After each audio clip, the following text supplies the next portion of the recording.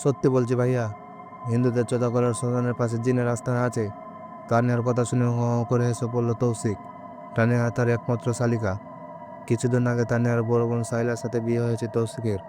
গ্রামের মেয়ে, চট্টগ্রাম বিশ্ববিদ্যালয়ে পড়তো। বাংলা বিভাগের তরফ শিক্ষক তৌসিক। সেখানে ছাত্রী সাইলার সাথে পরিচিত এমন প্রেম, যা বিয়ে পর্যন্ত করাই। বিয়ের পর বেশ কয়েকবার শ্বশুরবাড়ি বেড়াতে এসেছে তৌসিক। একেবারে গ্রাম বলতে যা বোঝায় সেরকম তো সাইলাদের গ্রামটি। মেন রোড থেকে অনেক ভিতরে। দিনে গাড়ি পাওয়া গেলেও রাতে গাড়ি পাওয়া যায় না। তখন মেন রোড থেকে প্রায় 3 কিলোমিটার পথ হাঁটতে হয়। এবার সাইলাকে নিয়ে বেড়াতে এসেছে। সাইলা কয়েকদিন বাপের বাড়ি থাকবে। তৌসিক সকালে সরাসরি বিশ্ববিদ্যালয়ে চলে যাবে। কয়েকদিন পরে সে সাইলাকে নিয়ে যাবে। তানিয়ার আবার বলল, বিশ্বাস করেন ভাইয়া, আমাদের গ্রামে অনেকেই দেখেছে গভীর রাতে চিতা খেয়ে বের হয়। অনেক লম্বা দিন, সাদা পোশাক পরে থাকে। সেদিন মেম্বার চাচা দেখছিল, হাট থেকে ফিরছিলেন। রাতও হয়, সঙ্গী পায়নি কাউকে। একা একা বাড়ি ফেরার পথে হঠাৎ দেখতে পান লম্বা সাদা পাঞ্জাবি পরা কি একটা বের হয়ে আসছে চিতা থেকে। মেম্বার চাচা ভয়ে অজ্ঞান হওয়ার দশা। আয়াতুল কুরসি পড়তে পড়তে দৌড়ে দৌড়ে বাড়ি ফিরছে। তারপর উঠানে এসে চিৎকার দিয়ে অজ্ঞান হয়ে গেছেন।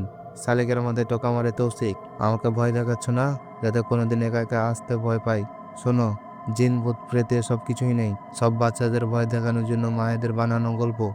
এসব গল্প ওদের মাথায় ঘুরতে থাকে, তাই তারা যখন একাকে পথ চলে তখন ছায়া দেখলে ভয় পায়। নাস্তার প্লেট হাতে রুমে প্রবেশ করলো সাইলা। কয়েক রকমের ঝাল নাস্তা, স্বামীর পছন্দের নাস্তায় বানিয়ে এনেছে। স্বামীকে বলল, তুমি ভূতে ভয় পাও না জানি, কিন্তু সেদিন হাই স্কুলের কবির স্যারও নাকি কিছু একটা দেখেছেন। তিনি অসম্ভব গম্ভীর টাইপের মানুষ, ফাইজলাম পছন্দ করে না।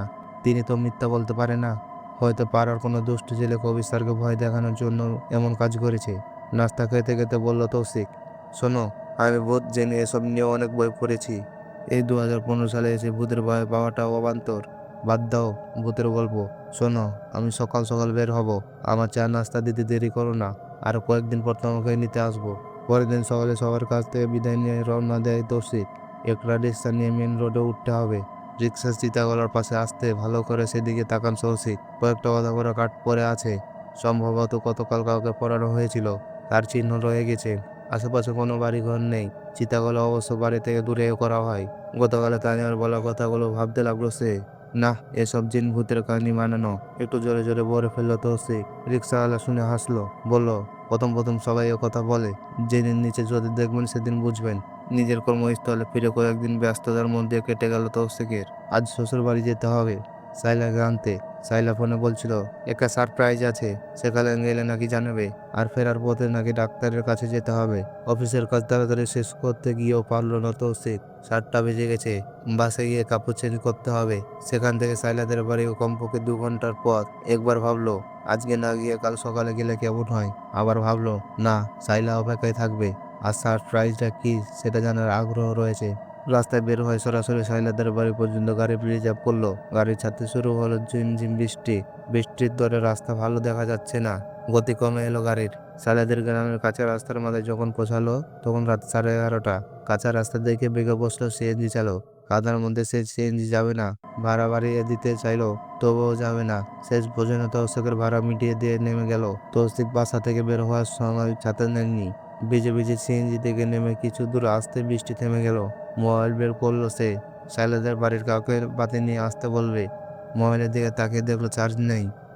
মোবাইল বন্ধ হয়ে রয়েছে। হাঁটতে শুরু করলেন তৌসিক। হাঁটতে হাঁটতে চিতাগলার কাছাকাছি আসার পর হঠাৎ গা ছমছম করতে লাগলো তার। আশেপাশে কোনো বাড়িঘর নেই। এমনকি দূরে যতটুকু চোখ পড়ছে বাতি জ্বলছে না।